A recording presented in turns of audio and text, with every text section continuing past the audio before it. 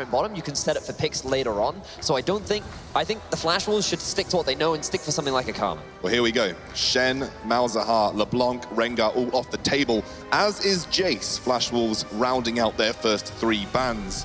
H2K now have that final look in, and Varus could be on the cards, like you said, Crumbs. That seemed to be super impactful for H2K last time. Because now you're looking at a potential, we're going to leave Camille open. And in the LMS in particular, they actually have a habit of leaving that top laner open because there's not that huge amount of value on it. And I wonder if H2K are going to issue the challenge and say, hey, you know what? Well, let's see how well you can play it. Remember that Shen is one of the most common counter picks into it. Poppy is another one that Odoamne is familiar with. So I think that H2K are prepared for the Camille pick to come through.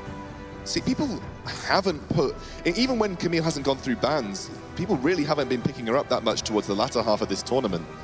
Looks like the LMS. Yeah, especially from the LMS. I mean, one of the major things that we talked about from the LMS was that they don't, I mean, she has the lowest presence out of any region in the LMS, you know, Camille, so we don't often see her. Looks like Jhin is going to be the first pickup now for Flash Wolves. They're going to go strive away from the Ashe. There we go. The Jhin's a little bit better when you're looking for engage. Not only do you have your deadly flourish, 4 shots of your curtain call help a lot more than arrows that just completely miss. Well, there you go. I mean, no, he missed a lot of arrows. He barely if you build Essence Reaver, you gotta fire arrows. Also, 50-minute Infinity Edge. Come on, man. Don't finish your Mercurial Scepter before you get Infinity Edge. Looks like H2K are going to follow in the steps of G2 and are fairly happy to lock in the early Sivir here. I think this is the most fascinating thing that we've seen throughout the tournament with the difference in priority between Eastern and Western teams when it comes to Sivir versus Ashe, right? Europe will always say, oh, the next tier down has to be the Sivir because she offers a great team fight engage. She scales very nicely in terms of team fight damage. Yes, she's pretty low range, but what she offers in the mid to late game is far more than what Ashe has to offer. And she has the early lane pushing power, which Ashe doesn't necessarily have if she doesn't have the right support. So it's fascinating to see these differences in priority. Here we go, Karma, finally, someone has touched base and taken Karma off the table. Looks like Maokai was the response, by the way, in terms of the second lock-in for Odoamne. Very similar to what we've seen from G2 as well.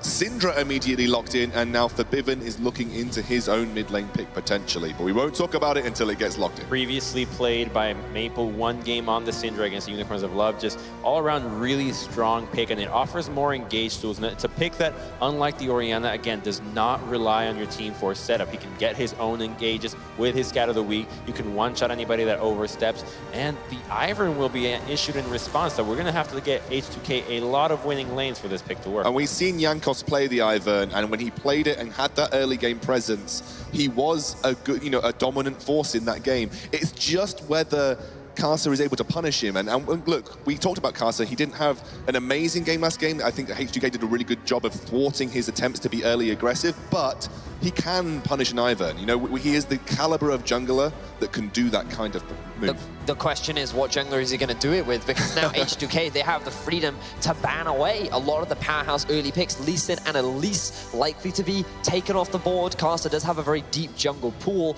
and I think the priority for H2K is, you know what?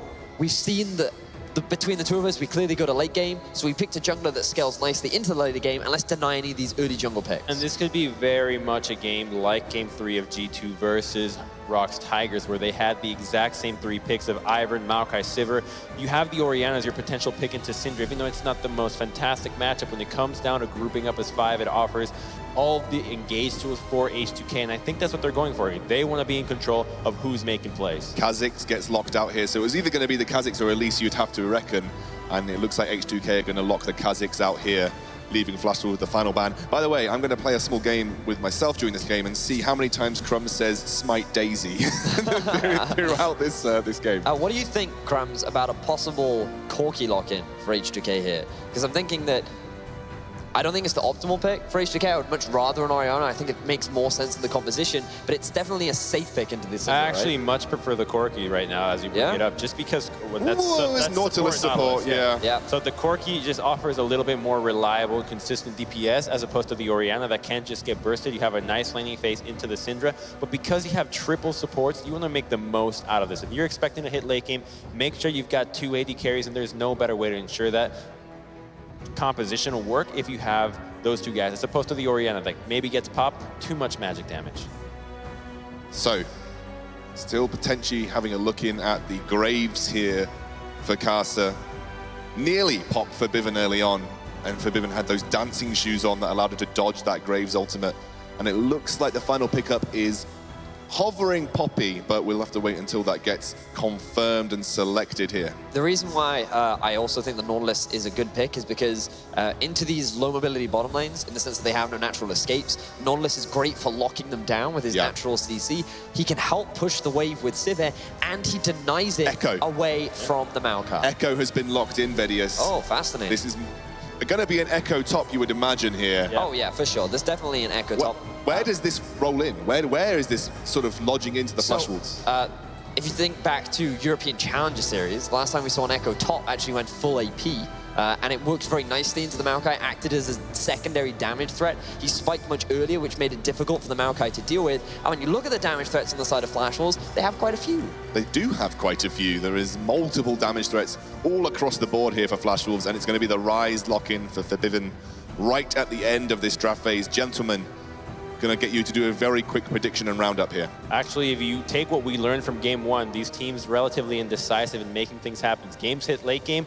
H2K's got 4 tanks and a Sivir. I'm going with them this time. I'm just going to appease the crowd. I'm going to say H2K, and they're going to take it 2-0. You didn't even give a reason. It's going to be H2KO. I'm not even going to give you time to give a reason. I'm sorry. Going to give a quick shout out to our partner here before we hand over to the casters, The Score Esports. If you want to keep up with all the live scores, news and updates, you can catch them on iOS, Android, the website, thescoreesports.com, and their YouTube channel. Now, going to hand it over to, well, maybe I can call them remarkably capable this time round, and they'll let me say it. Froscurian and Dracos, take it away.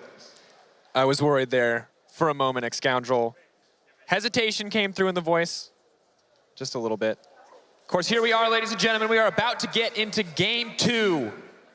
We could see H2K play a cleaner game than they've ever played before. So far, the series has looked good for them. And this is kind of my issue with H2K. Yes, they won. We should congratulate that. We have the opportunity. You know, the cards are on the table. We could have an all-EU final if they win here.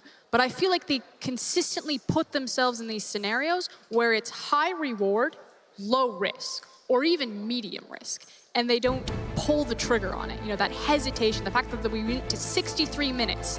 I want to see them be a bit more decisive this game. They do have the benefit of already having game 1 in their back pocket. So they have the authority and the privilege to showcase their abilities on this stage now. This is it. Teams have loaded up. We are ready now to get into the game. Flash Wolves now on the blue side, H2K now on the red. Will it be slow and steady? Will it be an absolute bloodbath? You heard it from Crumbs, you heard it from the analyst desk. If this goes late, it's 4 tanks, it's a Sivir.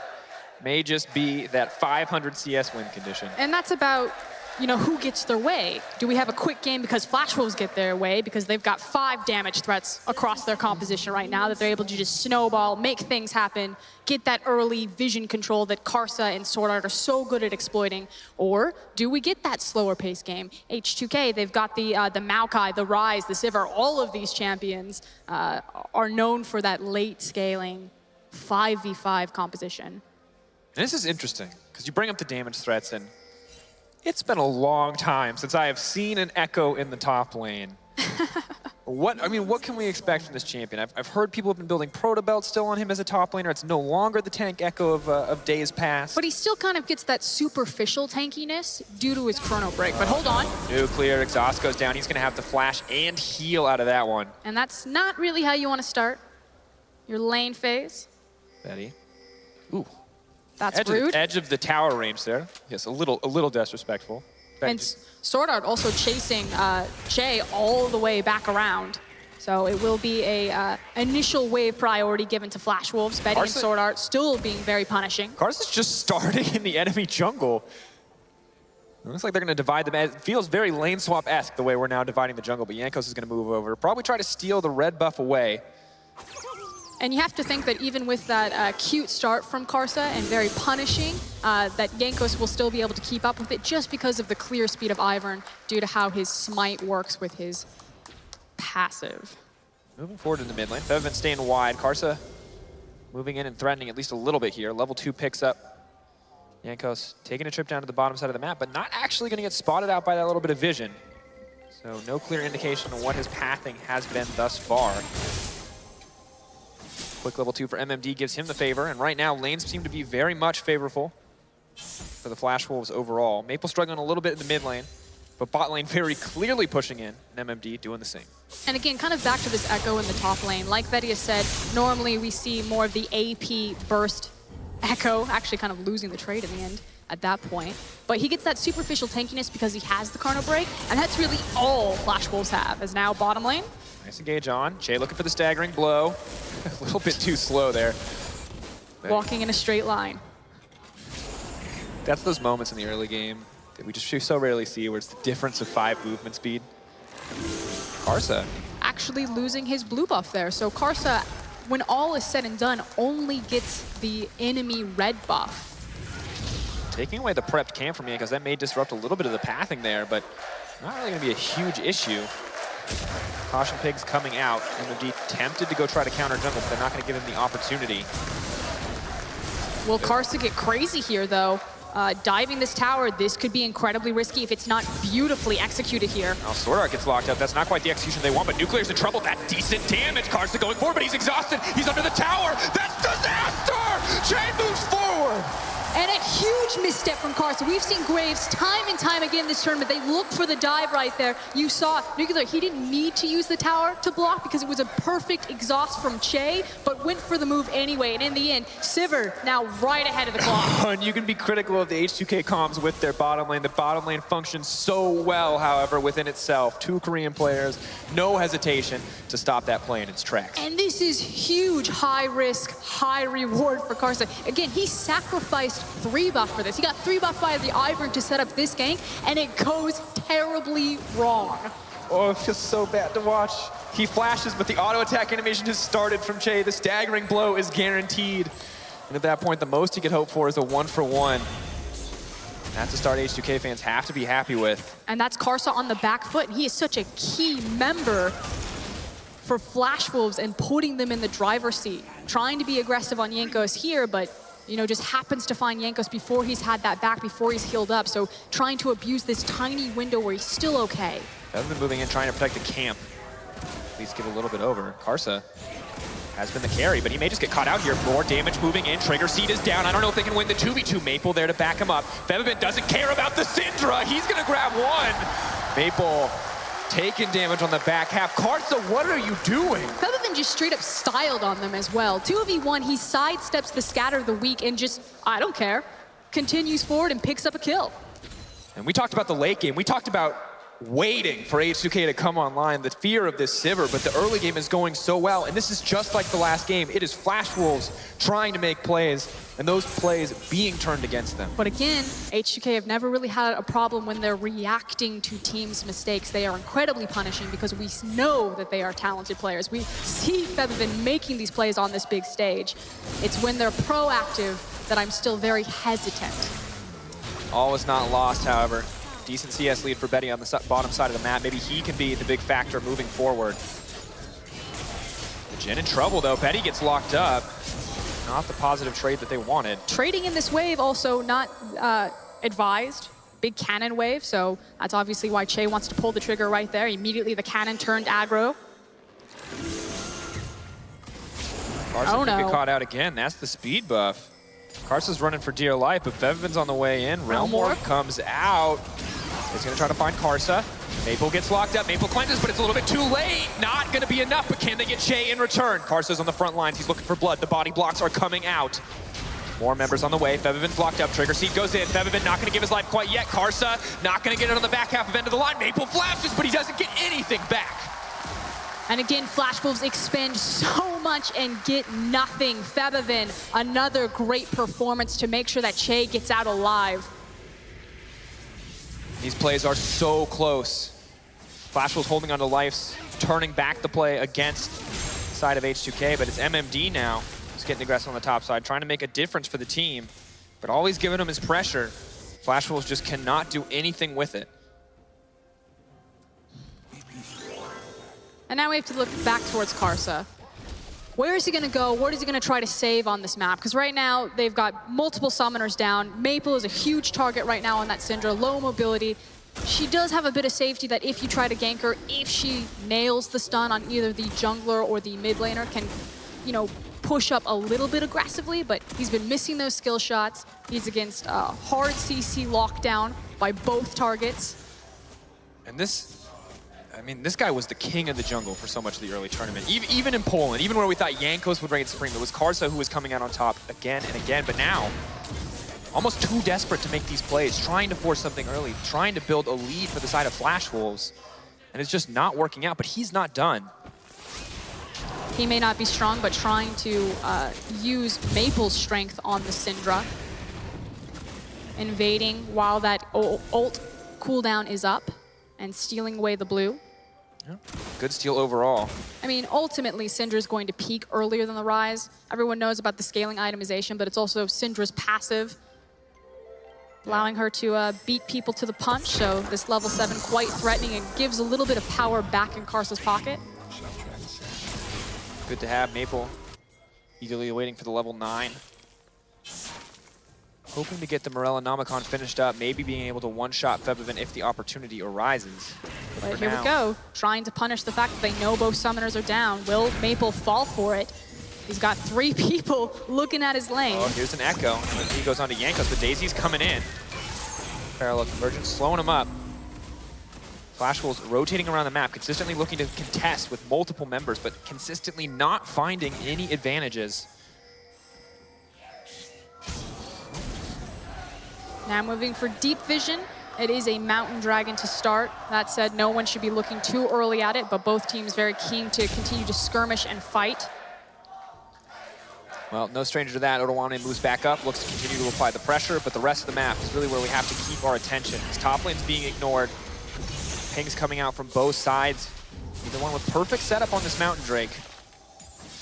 This fight's actually getting a little bit more intense than we expected. Z-Drive Resonance procs. He can... Omne ults. I mean, the threat of the dive is still very scary while Chrono Break is up. Has to be careful once it gets below that 30% health threshold. Start to get the execute coming in on the parallel conversions passive. Jankos, though, there on the top side of the map. If he tries to try to force the dive, he will get punished, but has vision of Jankos. Knows better than to risk anything there. MMD not going to offer the Proto Belt early, gets the Bomby Cinder. Wants to keep up in the tanky stat department. Also will help him push. Oh, also, okay, yeah, going for the straight Sunfire, so not the AP echoes that we've seen kind of come back into meta. Still looking for that very traditional tank echo. Yeah, interesting to see. Bot lane Swifty Boots have come out for Betty. You can see the gold difference just slightly in favor of H2K across just about every lane. Jungle being a major difference in the favor of H2K. Sword stepping pretty far forward here. Hook's gonna connect. That's not what they wanted. Depth charge going in. He's Sword Art gonna run for his life. Betty exhausted. Here comes Jankos. Oh, there's the Green Father moving in the front of the forest, but MMD's on the way in. Odowame's gonna cancel the TP. That's just what they wanted. Not gonna find any kills quite yet. Looking for it. Betty with the curtain call up and available. Would probably use that to clear the incoming wave. Yep, just to make sure that they can't continue to push through here with 2 members, but great block. I've seen this one before. They set up in the brush. They look to break the first tower. Get the tower first blood bonus. Daisy's here as well to tank this up. In response, though, Flash Wolves do have control of the top side, are trying to trade here. They're currently winning the race. Creep wave breaks, but Karsa just does way too much damage to the tower. MMD far too happy to tank. It's actually Flash Wolves who are going to get the tower first blood. They're evening up the gold. Slow, steady siege from H2K means they're going to find the lead once again, but Flash Wolves coming out on the better end of that trade. Ultimately, though, because it's the bottom tower that goes down, as long as H2K can reset this wave, they want to push it into the tower, then reset the positioning, they can exploit this bottom wave and get control over the dragon. And it's still a very valuable dragon in that mountain. Happy to have it. Of course, Ivern can set up the sieges anyway. You have decent damage coming out of the Rise, coming out of the Sivir, and Mountain Drake would make them a much more lethal threat. Normally would not be able to compete with the barren pressure that Flash Wolves provide. Mountain may make it that much easier. Maple with the level 9 point. Transcendence will make sure that those spheres stick around a little longer, set up for those more powerful ultimates. But the Merc Treads are already coming out from Febiven. He's just going to get more and more tanky as we move forward. And now the question is kind of where do they sit their lane assignments? You see that Nuclear and Che are actually walking back towards the bottom side of the map as opposed to going mid.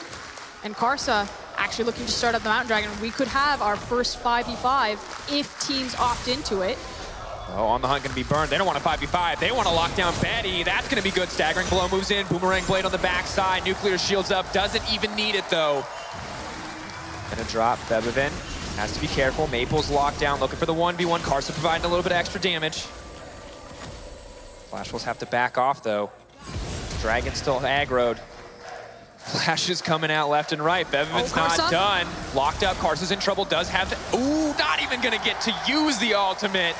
Clean play coming in from Febevin. And just frankly, a huge mistake from Karsa to think that he could walk confidently in front of the Rise. Febevin continuing to punish. And now that's a pick on the bottom lane as well as the Mountain Drake picked up, pick in mid lane, and they've got inside priority on mid with a wave crashing. They've almost got a 2K gold lead as well. 3 members stand under the tower, but it's 5 members strong on the side of H2K. Ready to dive. MMD, he wants to leap in. He wants to lock up the creep wave. Rush making it all too hard to siege. Syndra throws out Daisy, and nothing else is going to happen. And we've seen this before. Yes, they had the 5 members, but H2K, if it's anything like game number 1, they're going to be hesitant to look to dive. Echo still had the ultimate. Syndra still had ult as well as Scatter the Weak. Just too dangerous at this point and this early in the game. So we take a look at this bottom lane play. Betty shouldn't be there. Basically just gets run down by the Sivir ult. Pretty cut and dry. The big thing then is that Febevin is actually able to distract and pull Karsa and Maple off the Dragon. Dragon just continues to hit them as well. Almost insult to injury, chipping away at the health. Speed this one up a bit. We just gotta watch Febevin close out this kill on the end. Level 9 to level 7. Karsa falling so far behind in that jungle XP. They are gonna grab a tower back, or at least look to for now. Ult onto Sword Art, moving forward, is gonna get locked up by the Deadly Flourish. Not gonna find much more, but Sword Art's right in the face of the Rise. Febevin's grabbing another one. Karsa's waiting and baiting in the brush, but I don't think anything else is gonna happen there. Hold on, Sivir coming down in river. Also Realm Warp. Realm Warp going over the wall. Karsa's caught out. Che all alone. Che may get locked down here, but MMD's on the backside. Che goes down. Curtain Call comes out. Febevin's gonna need some fancy footwork. MMD slowing him up, grabbing the shield as well. Febevin just barely making it out in time. Flash Wolves now with priority on the bottom side. But poor Che, the sacrificial lamb, as well as, like you said, Flash Wolves having priority in this tower. Jankos does have Brush, but does not have Daisy. MMD still with the ultimate available as well. Means there's no real kill pressure there. Deadly Flourish gonna lock him up. Oh, Maple using the brush against him. Nice movement from Jankos. Scuttle Crab. MVP for H2K. What perfect positioning to work in their favor. Oh, and the tower falls in the end. What a crazy play from Jankos. I've never seen that before. Scuttle Crab, taxi service. Happy to have, as Odo is going to break a tower as well. So the gold lead going to be maintained by H2K for now. This is much bigger. Crosscrown, when we looked at this game, we said, oh, it's Flash Wolves who are going to be in control in the early game. Flash Wolves, we're going to have priority, but H2K really taking this one. When we go back and look at this, so Che just immediately walks to the front line. He's the support Nautilus, but still so tanky this early in the game. And pushes forward. A bit of a misclick on the exhaust there. Exhaust Che instead of Febevin. Both models stacked on top of each other. Rough occurrence. And unfortunately gets stuck in the Realm Warp. Not exactly where he wanted to be. Febevin leaves him, sees that the teleport is coming in from MMD. And at this point, Febevin, even though the bullets connect, he's just so tanky, as well as good rotation from Jankos, that MMD doesn't want anything to do with that Rise under tower. Yeah, it's rough. Small issues there in the fight. But at the end of the day, Flash Wolves get 1 kill back, and they're holding on well for now. Maple still farming comfortably, small lead for himself, top side, still being pressured by the Echo. And you would think at this point that Flash Wolves want to break the mid tower. You see the assist pings coming down from H2K. They've got the same idea that they need to start getting people in position, because you're just waiting effectively for that Gen ultimate and that Syndra pressure when they approach the structure to threaten you off of it. But still, trying to dive Maokai, Ivern, Nautilus is a big task to fill. Currently, Odoamne getting back to his roots, pretending to be a brush there. Now moving forward onto Karsa, aggressive engage. On the hunt comes out. Karsa's actually caught up here. Depth charge goes in, and down drops Karsa. The mobility from H2K is insane. And this is the thing, H2K called Flash Wolves play. They're going to congregate mid. They want to push down this tower. Let's look for a flank. And the vision that has been so strong from Flash Wolves this entire tournament has failed them, as Odo is continuously getting underneath it and finding these key picks. Suddenly the tempo changes, and where Flash Wolves were trying to threaten H2K's mid-tier tower, it's theirs that falls. H2K continue to build a gold lead, 2.8 in their favor, almost 3K. Now just gonna smite it up, get a little bit of vision. So far ahead that they can even afford the luxury of taking down the Rift Herald. And the question is who gets it. You would assume it would be Odo at this case. Send Maokai out into a side lane. Normally Echo the guy who comes out on top in a lot of those duels, but a little extra damage may make it turn against him. Past the point in the early game where those base ratios really move in favor of Echo. And it's so great anytime you get Rift Herald this late in the game, just because it is such a long duration buff. Hopefully 38 minutes before that one will expire. Hopefully they'll be able to close out before then for the crowd's enjoyment, but keep our tabs on when it falls off and how much it will assist Maokai in this 1v1 lane assignment across from Echo. Oh, Scryer's Bloom. Carson wants to find himself safe in the jungle, but doesn't get the angle quite right. Isn't going to spot the wards out in the end. Flash Wolves now setting up in the mid lane. Setting up for the dragon, really, and trying to find a pick with their composition. Okay, Jay, I see you. No, everyone likes a little bit of a dance battle. BM a day keeps the doctor away. So A little bit of a giggle. MD moves down, Flash Wolves grouping around the mid lane. They are ready to fight. Yeah, where Flash Wolves have really kind of dropped the ball on their flanking vision, letting Odo set up these flanks. H2K have not. Their flanking vision is much better this game, constantly catching MMD as he's making these rotations and smartly disengaging and absorbing a lot of the time from Flash Wolves. And so MMD is constantly, rotating down, looking for the play, not getting it, wasting time, and then having to go back topside to clear these waves, which give H2K inside track on Dragon. H2K looking to take control, and Flash Wolves, they've been the team with brilliant vision priority earlier in the tournament, but it's just not amounting to enough right now. Feven thinks he's checked the push. Nope. People just gonna back off. Doesn't have quite enough damage, not quite enough spheres ready. Exhaust available for Feven as well, just couldn't afford to take the risk. Flash Wolves are pressuring the lanes. They're looking to force a response here from H2K. No one. The thing is that the dragon isn't the high priority here. It's only a cloud dragon, so it's not like there's onus on H2K to immediately try to gobble that one up anytime they have the opportunity. It's more about this vision game. It's more about this minion wave. The cloud dragon is simply the arena or the stage that once it's set properly could be very punishing in other areas against Flash Wolves. Well, we hit the stage in a bush. The dragon's set to fall. Yanko's looking for a way over the wall, but he may just get locked up. They grab it in the end. H2K pulling back. Daisy still on the front lines, tanking up what she can. Get knocked away. Gonna see the disengage come out as H2K back off, Cloud Dragon in hand. Hold on though, check where Rise is and check where MMD is. Waiting for it, Feven. There's Maple over the wall. Maybe now he wants to find the 1v1. Feven misses the first shot, looking to land the overloads. Snare gonna connect. He's just gonna back off. Knows he has no need to risk the fight. He's just too tanky to deal with. He's got both of his summoners up and available. You wouldn't expect anyone to die right there, as well as Maple having the cleanse available. But if MMD also gets involved, which now that he's been spotted out, it gives Feven the go-ahead to back up. Goes in, gets the extended snare, maybe looking to dish out a bit more damage. Trigger Seed goes down, Phase Dive comes out, MMD gonna walk away. The rest of Flash Wolves also rotating over. Pulling back, Odoamne pressuring on the top side, both teams dodging in and out of these fights, not looking to commit to much of anything. The thing that we want to commit to now is the mid tower and the top tower. So someone needs to reset the wave and kind of deal with the obnoxious things that MMD are doing there, constantly pushing it forward. But H2K, they want to move into that blue side Flash Wolves jungle. Pings go down for Baron. Flash Wolves are thinking the same thing. It's now a question of who's going to get there first and set up their vision. Yeah, you talk about the Baron dance. It's time for it to start. See who's going to lead this time around, who's going to follow. And the thing is normally a composition with Syndra would be absolutely punishing if they get the vision here first, just because you have that big high pick potential. But who honestly do you kill on H2K's composition? Any of those champions can face check into a dark area. Even Sivir, if she's good enough with her spell shield. I think it's less about the spell shield and more about the Ivern. and 1,000 extra health that can be given to her at any moment. And this is this is the terrifying thing. This is why EU teams have prioritized this pick so much in the past. Is everyone on your team is a pseudo tank when you've got that Ivern, and you've got all that additional shielding. So it's Che now who's going to get caught out. Flashes to safety.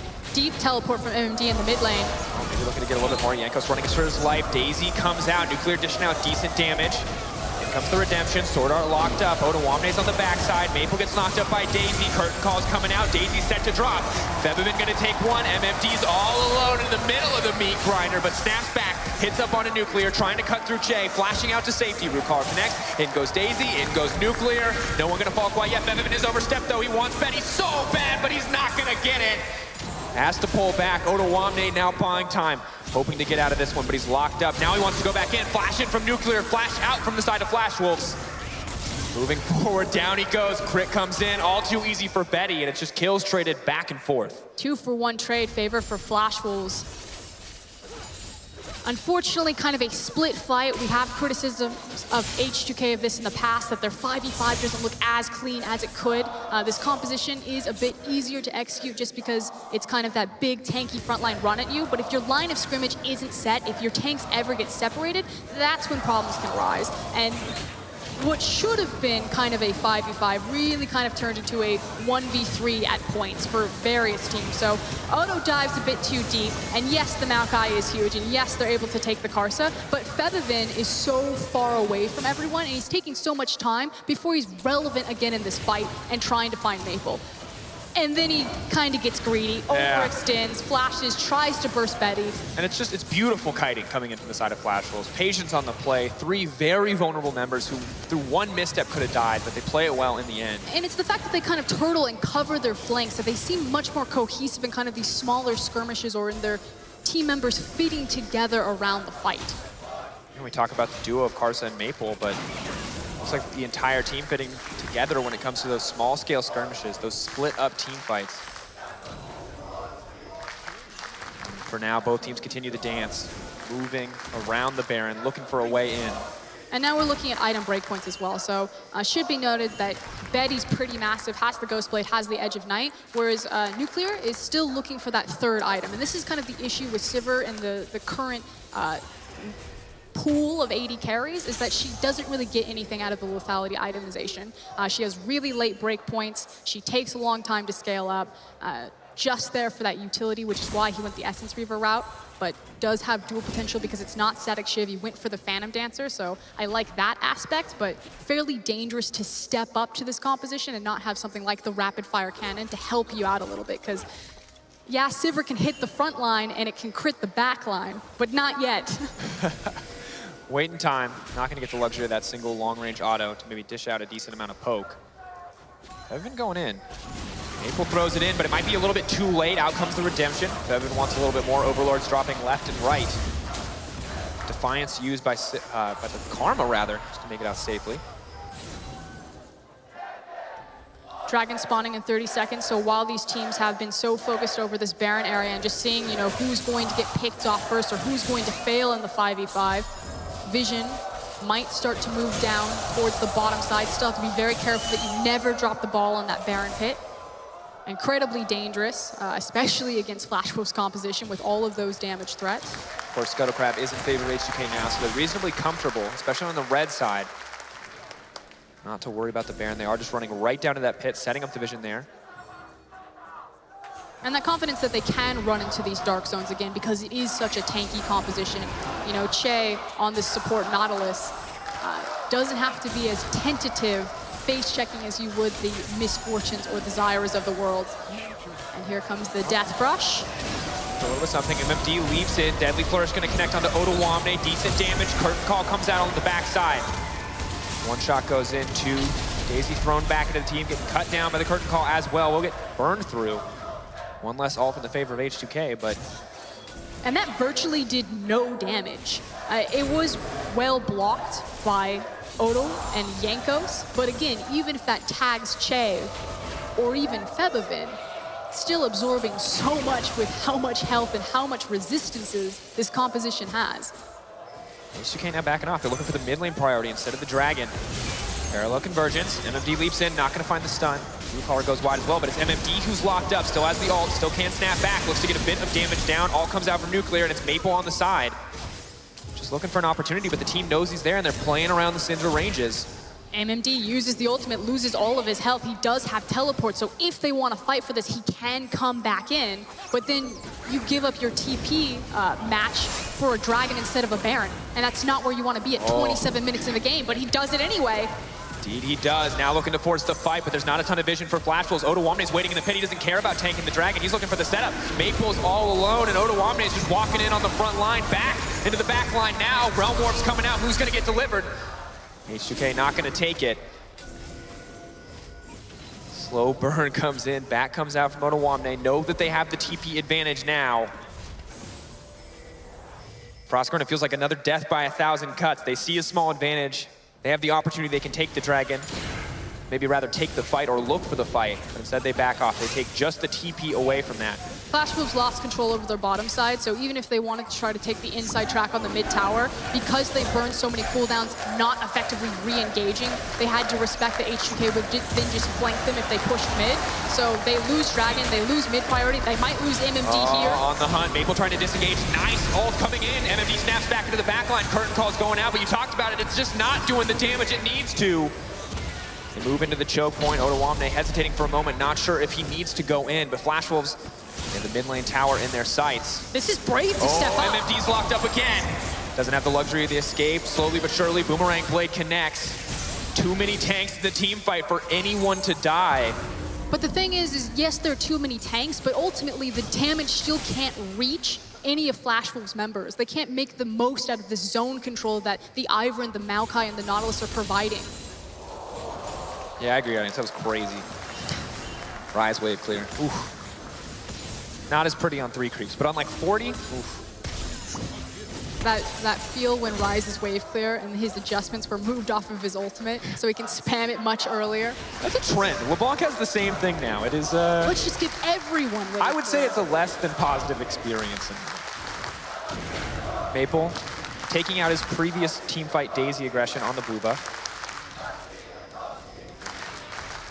I mean, honestly, it's just, once again, both teams looking for the setup. H2K slowly finding bigger and bigger advantages. 3K gold lead, double Mountain Drake and Infernal. Looks really good for them overall. But there is that window where MMD doesn't have the teleport. And again, anytime we get into the Baron dance, we get into the Baron setup, everyone knows about, you know, you got to place your vision, you got to sweep everything away. Jay. Ooh, nice knockback. Redemption, Locket, both going to get used. No one going to get tagged by the root collar. But you also need to make sure that your side waves are prepped. And with TP advantage, H2K get the window to do that, but it's something that they failed for the majority of this tournament on. I'd like to see it turn around more. And the reason why is if you have all of your waves pushing and you go into a 5v5, if you lose that 5v5, you don't just lose all of your map. The team has to only take that advantage and then reset the rest of the map. Yanko's moving forward. Out goes the root collar. Hits Betty. Not going to follow it. Is going to follow it. Daisy's up as well. Yanko's is getting lower and lower. That's not the fight that you wanted. This is the moment. The Flash Wolves cannot find the shots. Body blocks come out waiting. MMD doing his best to disrupt, but now he's in the middle of the team. 4-shot connects. He gets popped before he can snap back. Realm Warp comes out. Fevin not going to take it, but Odoamne is waiting for the edge of night. Saving the lives of so many members on the side of Flash Wolves. And we said that this is where Flash Wolves can be exploited. MMD versus Odo. He steps forward. He doesn't even get to use his ultimate. Just gets instantly popped right into a Rise snare. Brutal to watch. The sheer amount of CC on this composition is so hard for them to deal with, but H2K, with a member down, with a second tower dropping in the mid lane, they have priority on the Baron. And the problem is that their primary initiation tool in the Jhin ultimate doesn't even mean anything because Maokai just stands in front of it. So they have to rely entirely on MMD being that initiation tool, and he's just too fragile. He can't do anything. He just doesn't have the hard CC to back it up either. Team doesn't have to stand still and wait for the parallel convergence. They have the mobility, Frostguard, and they have all the options to get out of this. And again, all eyes on MMD. So this looks scary at first. You know, Jankos may be taking the taxi ride that he didn't want, but it's okay because MMD's here to save the day. He's going to come forward, and Febifin's just going to snare him up, and he's going to pop because of the CC chain before the ultimate can come through. Then Odo will take the Realm Warp there, but fortunately not able to catch anyone else. Yeah, hesitates for a split second on snaring Karsa. Sees the edge of night. hesitates for a moment, means Karsa will make it out. But 0-5-1 scoreline for the all-star jungler on the side of Flash Wolves. And the cool thing about Ivern is how cheap his itemization is for how he gets to be tanky, because he itemizes into the support, redemption, and locket. And I mean, you can see he's got a sizable gold lead. Well, not super sizable, 700 over Karsa, but it's a good place to be for him now. Ruby Sightstone comes out for him, so they just guaranteedly have the vision advantage. Once again, normally we praise Flash Wolves for being the vision-focused team, but H2K are stepping up. But they don't have the teleport advantage. Odo used it, which kind of puts a bit more pressure on them right now to look for a pick, to find the 5v5 or to force the dragon, because they don't have control over bottom wave. Edge Knight comes out, Karsa goes over the wall, captive audience, Deadly Flourish rather, not gonna connect. Out comes the ultimate from Sivir. Daisy just getting knocked back. Someone will have to deal eventually with this bottom wave. That tower is very healthy, but it's stacking quite favorably in Flash Wolf's side. Again, Odo still waiting for that teleport cooldown. Yanko's potentially caught out. Be moving forward. Yanko's taking a decent amount of damage. Out comes the redemption. Febiven is all alone, but doesn't feel comfortable approaching quite yet. Curtain Call goes out. Realm Warp may take him in, and he's in the middle of the team now. He has to flash back to safety. Uses the Seraph's Embrace. Still gets dropped. This could be bad. MMD is now in the back line. Beautiful use of the ultimate, but for now, H2K disengaged. Nuclear, the last remaining damage source. Slowly but surely chipping them down as they try to kite backwards. Depth charge knocking up a few members, but it's Flash Wolves' fight in the end. But is that enough confidence to start the Baron? MMD going over the wall says yes, but H2K know exactly what's happening, and they've got a lot of members and a lot of health to stall this out. Level 14 for Jankos as well. He has the edge on the smite. Shea gonna go in. Nuclear on the backside, parallel convergence. But Betty now on a killing spree. H2K staying around so long in this fight, they can't cut down any member of the team. Odoame's getting chunked down. He's below 30% health. He's gonna get dropped as well. Nuclear pops on the hunt as it comes up. But they stop Flash Wolves from taking the Baron for now. And finally, the 3-item Syndra, level 16, has enough damage that she's starting to cut through these members. Likewise, Betty, very big on this Jhin now. Before, where the tanks seemed untouchable, they're now starting to crumble. Have to keep an eye, too, if it's an Infinity Edge next. What item will come in to make this easier? Sword Art. Playing with fire there. So we go ahead and take a look at this. MMD gets a good flank, and so finally the Echo gets into a backline, and his team, more importantly, is able to follow up. Betty sets up also nice on a good angle for the Jhin ultimate, and it's all eyes now on Betty and Maple. They got their front line in front of them. They've already chunked out H2K as well as picked off key members, and they're just walking through with the Syndra and Jhin. Enough of a front line to block out there, and with one damage threat taken down, which is not a whole lot you can do. Nice thing is, yes, H2K go down. Yes, now you're starting to see the big damage of, 5 damage dealing composition, but they do stop the Baron. Oh no, Che. They get caught out again. Max range hook to make it to safety. Missed the Baron dance. No one's taken it quite yet. But this time around, Odo has the teleport. They did take care of the bottom side wave. Yes, MMD can match it because he also has his TP, and there's also the dragon to play over. So we're not just completely funneled into only making this back and forth volley over Baron. But it's that Ocean Drake, Frostbear, and you talk about it, the later we get in the game, the less relevant it really can be unless you start to stack them up. Maybe not the best place for them to fight. Maybe not the arena they're looking for. Yanko's stunned up. Yanko's locked up. Is there enough damage here? Slowly burning. Just waiting for the flash in. I'm waiting for the Syndra ultimate. And of course, Ivern, when we look at it, not a pick that we see in the LMS very much at all. And yet, despite that, Flash was playing very patiently around the surprise tankiness that he can bring to the table with that locket, with that redemption. The scary thing is that Flash Wolves do not have the luxury that H2K do to face check blindly into a scenario. So H2K are all sitting on the Baron pit. They have vision control over it, and now it's just kind of that guessing game. Oh, and Brushmaker comes out.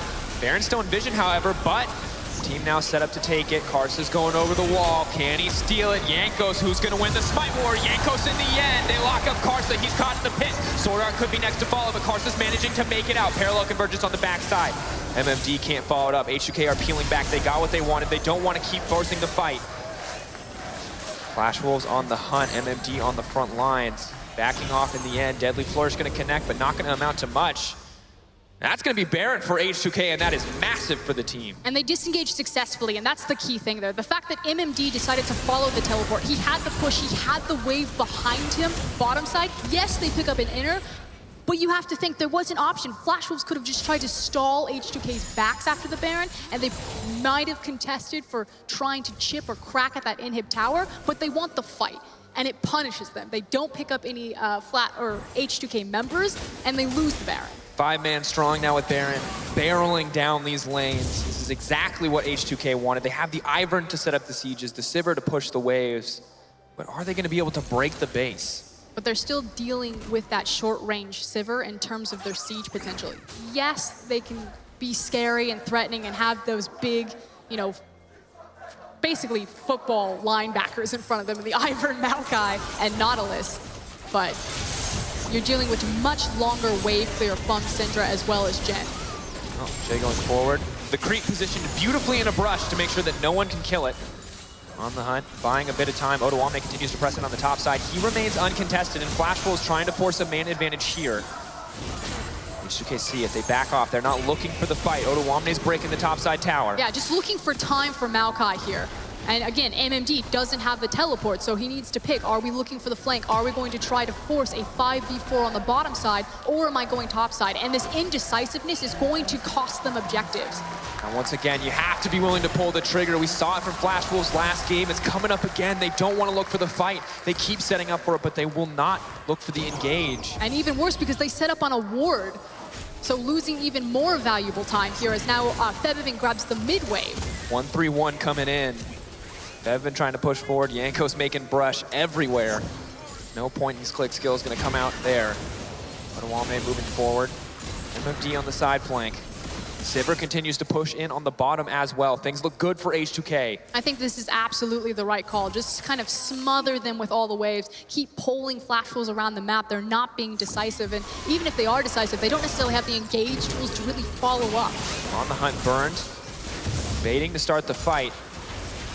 Febvin in the mid lane, Odoamne on the top. Jankos potentially in trouble. Out comes the redemption. Double redemption to come in as well. Jankos just healing up. But all they have to do is absorb all of this. Again, these are big key cooldowns. And meanwhile, H2K are still applying pressure in multiple waves. Odo in the top side. Heal comes out as well. Maybe not the trade that H2K wanted, but not losing any members in the exchange either. They're giving up for now and pushing in to break an inhibitor line, but they've gotten some decent damage down. Yeah, just deciding that they want to use up kind of the last ticks of that empowered recall to quickly make a reset here. Could look towards the Ocean Drake. Again, 30-40 minutes into the game. Not necessarily the best. They also have double mount, so Febvin's just going to quite easily solo this one out. Also a level 18 rise. But this is a huge swing of control for H2K. So much vision that they can now lay down in the enemy jungle. For now, it's focused on that siege, but they're going to be free to walk into that jungle whenever they want. They push those waves forward as the minions give them more vision for themselves. Betty has to pop the Youmu's just to run away from Jankos. The rest of the team in tow. The thing is there's so much, I don't want to call it non-committal CC because it's really only Jay, but so much engage tools from H2K that they can pick exactly when they want to fight. And if they mess it up, they can just wait the 9 seconds, wait for those multiple cooldowns, and then just try again, whereas Flash Wolves don't have that luxury. You're really only looking at the Echo or the Syndra, because the Chin ultimate is not meaning anything for them. Yeah, far too easy to body block.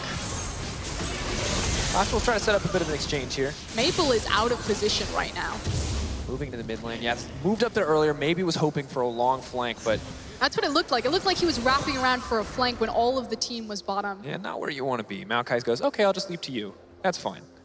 Ultimately, not punishing though. Again, we're dancing back and forth. Didn't crack the inhib line, but waiting for that Baron to respawn. It's now a question of, with so much more tower control and map control from H2K, can they exploit maybe a vision advantage over Flash Wolves? They definitely have a very strong 5v5 comp. Sivir now has that Infinity Edge, her armor penetration as well as the QSS. So Nuclear, that much more of a damage threat that she necessarily wasn't maybe 10 minutes ago.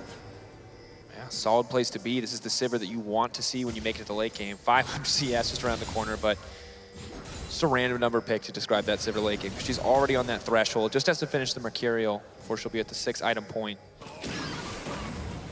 It's desperation coming in. The smoke screen comes out. Just hoping to get a bit of vision, just hoping to get a little bit more control over this jungle, but H2K aren't going to allow it to go over. GA's now coming out as well from multiple members of the team, and it's just going to be all too difficult to get anything done. And unfortunately, this bush camp that H2K were setting up was actually just slightly too early. Naturally, they were trying to catch Flash Wolves moving in to place down Baron Vision. It's not spawning for 1 minute 20. They were waiting on the pressure point from MMD, so while the idea is correct, it's just slightly missed on the window, but they will have another opportunity because, again, that entire side of the map is dark for Flash Wolves. Kind of just waiting. If they can make a pick, they'll be able to get it, but they have the brushes from Ivern as well, which makes it all too easy to control the Baron area. Fog of War. I think you just call their bluff and you just try to shove it up mid lane, force them out of the Baron area so they have to respond to the wave. They're going to do it for now. So they know that they're waiting in the pit. Baron's still 44 seconds away. Karth's doing his best to clear out all the lane vision there. Could not afford to get flanked on those wards. How brave is Febvin going to be? He doesn't see everyone on the map. Maple getting a little bit of vision for himself. Control ward will make it easier. But they're fighting tooth and nail just for a little bit of access to their own jungle. Haven't even made it to the pit yet. And Betty's now running for his life. Youmuu's an Edge of Night to make it out to safety. They could still catch someone here, however. Febvin coming down as well. Don't want to fight the Sivir and the choke point. But don't want to fight the Graves there either. The end of the line. The Force of Will, the Scat of the Weak coming in from the Syndra. Just posturing, just seeing who's going to slip up, who's going to step out of position. Here comes Febvin. There's the Realm Warp. That's the engage. Jankos flashes forward. Daisy is here as well. Maple's going to get knocked up in the end, but Odoamne is the only man on the front line. Deadly Flourish comes out. Jankos and the rest of the team, they're too busy with MMD, but Karsa gets caught, and that could be big, but it's not. Karsa's still pulling back, still making it out alive. No one has dropped yet, but Jankos could be on the menu. Curtain call going in, GA coming up. Febvin flashes forward onto Maple. That's disastrous for H2K, but they're peeling back. They're pulling back. Nuclear's still alive. He's flashing, but MMD, he isn't going to be able to get it. No, GA pop. Betty flashes forward. One shot, one kill. Wants to make it a triple. Will he get the quadra as well? He's popping off. Flash Wolves gaining control. And yes, Sivir has the itemization. She's known as that big late game carry, but also the Jhin coming through, having that fourth shot. Betty steps forward and cleans up the rest of the fight. Such an unfortunate flash from Febvin, just as he wants to go aggressive right into the Scatter of the Weak, denies a lot of the rise damage, and Flash Wolves capitalize huge on it. H2K were set up to break the base, were set up to take the Baron, but they take the fight instead, and now it is their base that will be broken open. They were dominant, they were leading, they were set to win the game, but suddenly Flash Wolves are in control. They're gonna break an inhibitor, and they're gonna take control. These death timers are still punishing. They're confidently going to at least try for one inhib. For more, Karsa moving forward. They have a ton of damage here to try to break it. Shay is all alone. They're trying to end the game. They want to end the game. Inhibitor's getting lower. This is bad. Flash Wolves are going to take game 2. What a beautiful play. And on the back of a single decisive team fight, the tankiness and the zoning power of H2K's composition runs out. At the end of the day, a little too much loss there on the front of that fight, sticking around, waiting for the Jankos GA. The Echo able to consistently dive into the backline to threaten the Sivir, and just when they pop the GA, the flash forward, the auto from Jhin, the death sentence coming in from the side of Flash Wolves. And just unfortunately, Sivir unable to shred the front line, the single guy, MMD, fast enough so that he can catch up with what his line of scrimmage is trying to set up for him.